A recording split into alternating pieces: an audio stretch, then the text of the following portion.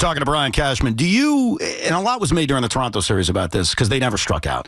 Do you believe that you guys strike out too much? Is that something you would want to focus on and think that's kind of a formula to postseason success, to cut down on swing and misses?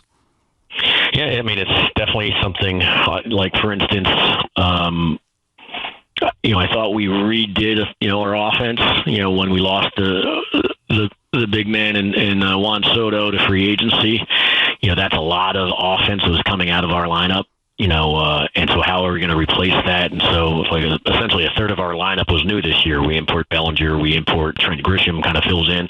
Then you have the combination of Goldschmidt and Ben Rice. That's three guys out of the nine. And then eventually in the second half, we acquire Ryan McMahon. So it certainly try to get more athletic, more explosive on the base pass, give us a lot of different other weapons to deploy, to make us in theory better. And so anyway, when the dust settles, I think the back of the lineup, I didn't expect maybe, Volpe to have the years at the back of the lineup the year that he had, or Wells, I think the year he had, was a second, his sophomore season. And so those things kind of became more volatile at the back of the lineup, and I certainly didn't game plan on that. So yes, I think strikeouts are a problem. We always try to eradicate them. That's what we wound up with. It was still the best version of what we felt we could deploy, and we'll continue to try to be better at it. Are you open, maybe not this year or next year or whenever, over the course of this Judge contract, to consider moving him to first base? I mean, I think we're always open to do what we think is best. We signed Goldschmidt to be our first baseman, right? And then by the end of it, he was only facing left-handers, and Rice took his job because Rice emerged.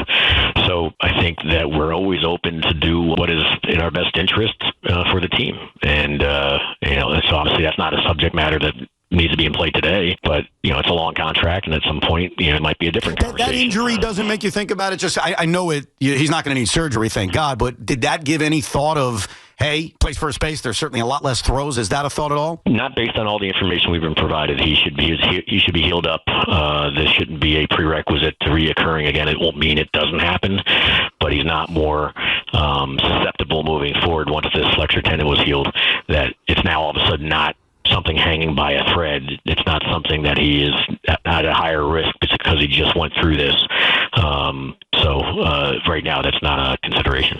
You can be honest with me. Was there any joy in seeing Juan Soto miss the playoffs this season? No, because I've been around long enough to know that you start playing those I wish this somewhere else negative, and that those ones usually will blow back on top of you as well. So I hadn't had a chance outside of when we went head to head with the Mets. They had a good team.